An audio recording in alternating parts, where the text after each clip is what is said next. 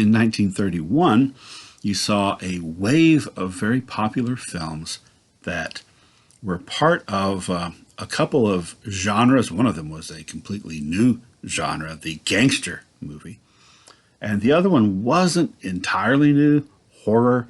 There had been a handful of genuine horror movies made in the 19 teens and 1920s, but it wasn't the sort of thing that you saw a lot. Not enough that it could even really, in those early years, qualify as a large genre. But that changed in 1931. So first, let's take a look at the horror films. There were actually two from Universal Pictures that came out that year. Frankenstein, starring Boris Karloff as the monster, and also Dracula, which there had been an earlier version of the Bram Stoker Dracula story, Nosferatu.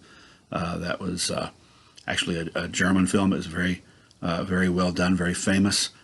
And this version was actually, well, it's based on a novel. The Bram Stoker novel came out in the 1890s, I think.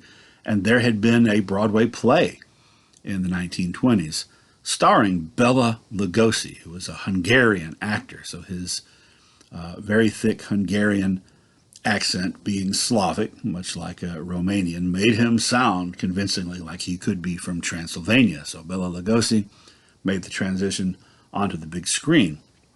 Now, you've probably seen at least clips from those movies and some of the ones that followed, because these were very, very popular.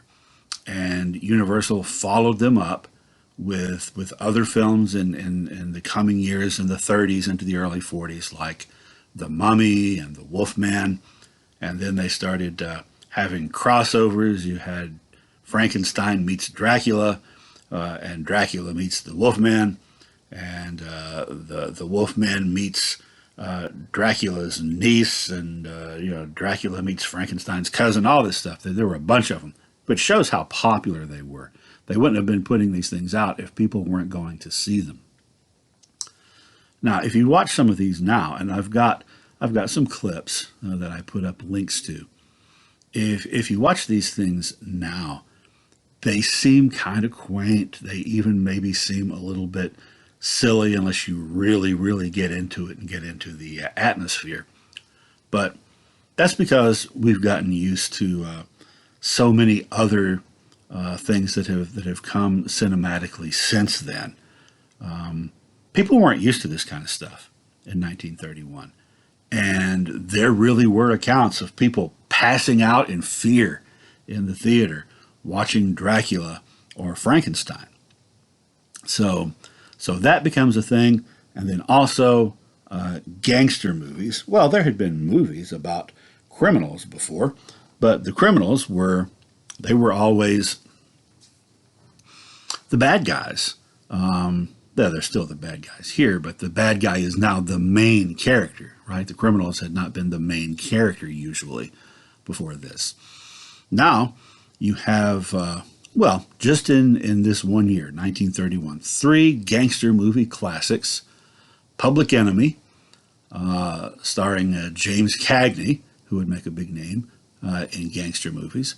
Little Caesar, which has nothing to do with the pizza, starring Edward G. Robinson, who also would become famous for gangster movies, although, Cagney and Robinson did lots of other things. And then the original Scarface that was remade in the 1980s. You've probably seen the second version or heard of it.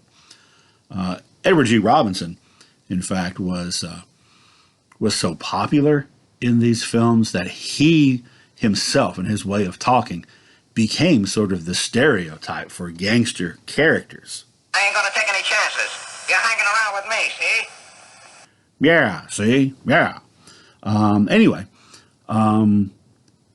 these initial films very popular. They led to a whole slew of these in the 1930s and into the 1940s. And usually the way it would go, the formula, was that this person comes from a downtrodden background usually, and they claw their way up to the top of the world, see, and become very, very successful in their criminal enterprises and become big shots. And then at the end, everything falls apart.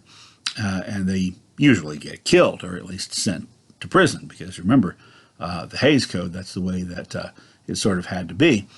But that's not what brought people to see them. What brought people to see them was much like the comedy stuff that we talked about.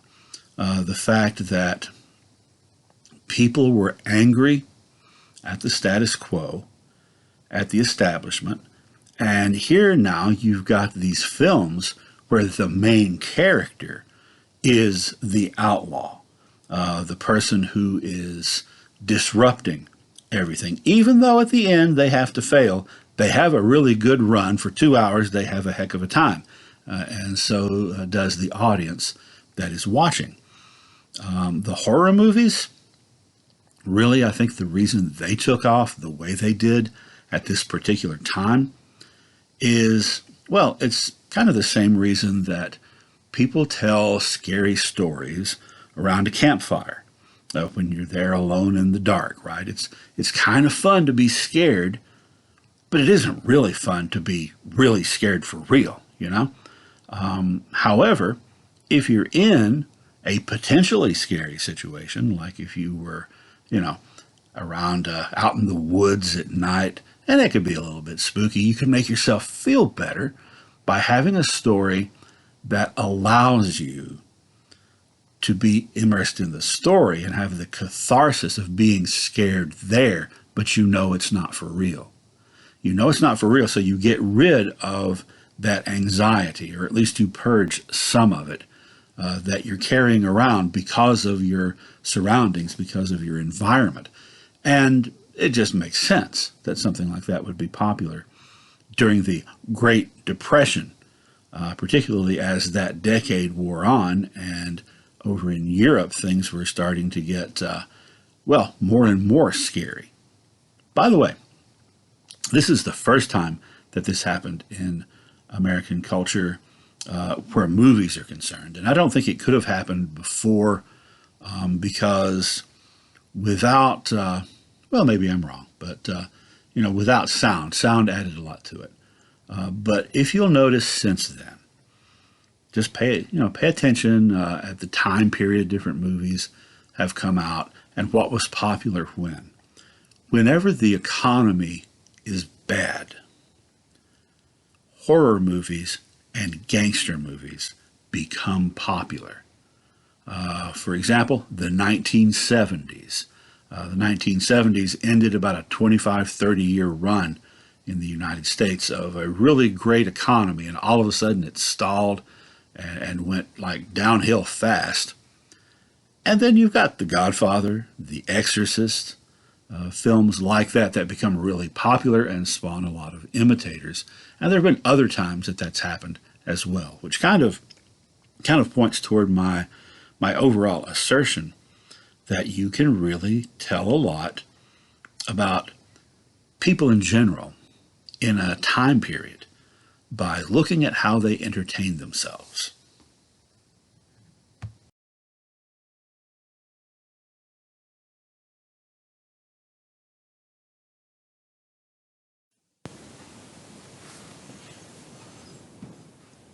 A public fascination with gangsters on the big screen coincided with a fascination with not only gangsters but also bank robbers in real life.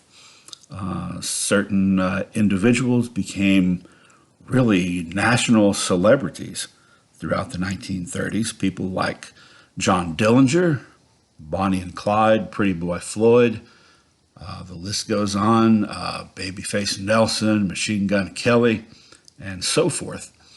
Many of them in the Midwest or the American South, people who went around robbing banks.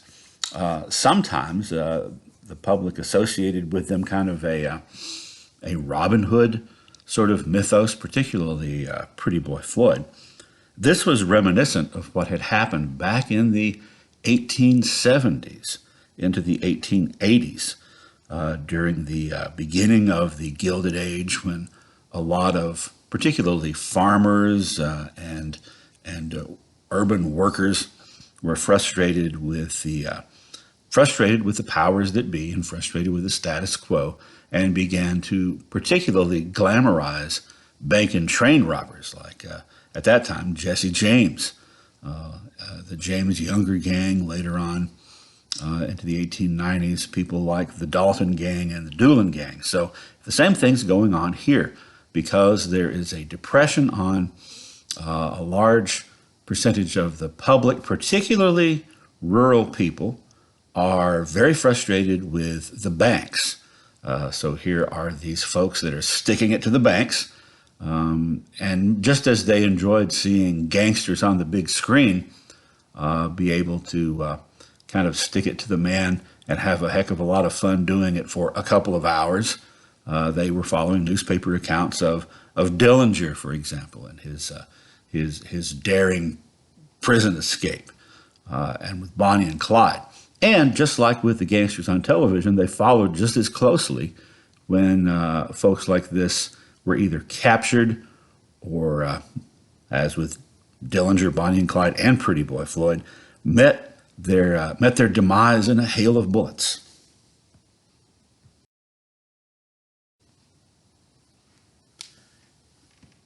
In the early 1930s, those big budget theatrical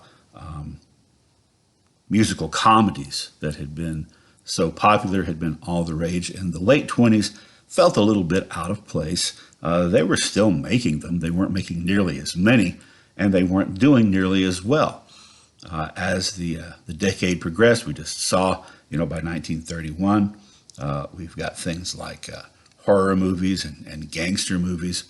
Not long after that, you saw the advent of what some people started referring to as social problem movies. So these are very serious films, very serious dramas that reflect some social ill of the time that the producers and directors and the audience, by extension, were all sort of examining, and sometimes this led to actual social changes, like, for example, with the film I Am a Fugitive from a Chain Gang, which was based on a book by the same title, which was actually a memoir by a guy who was unjustly arrested and put on a chain gang.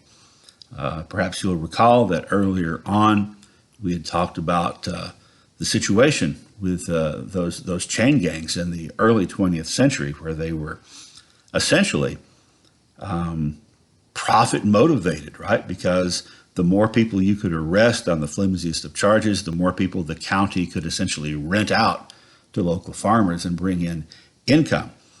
This film, which did very well, directed a lot of people's attention to that, and led to a lot of outcry for change, which eventually happened.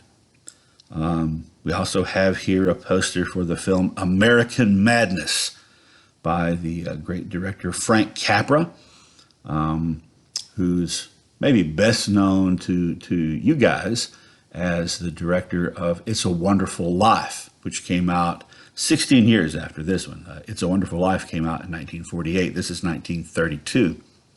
American Madness is about a banker who gets caught up in corruption, and who gets caught up in a personal scandal. And actually, a lot of the basic plot is very similar to the subplot that was going on in It's a Wonderful Life, if you've seen that, and I think most of you have, where the banker character gets falsely accused of stealing money, and then there's scandal about him and sort of a wayward woman in the community. Damaged Lives came out around the same time, and that one was about a young businessman whose boss takes him to a party, and it turns out to be kind of a wild sort of party, and he meets sort of a wild sort of woman, very different from his fiance, and he has a tryst with her, and winds up with the syphilis, alias the venereal disease, VD, which is what we used to call it before the term STD came out. So then, of course, he gives it to his fiance, and there's just all this horrible stuff that has happened because of the loose morals of everyone involved. And by golly, there's a lesson to be learned therein.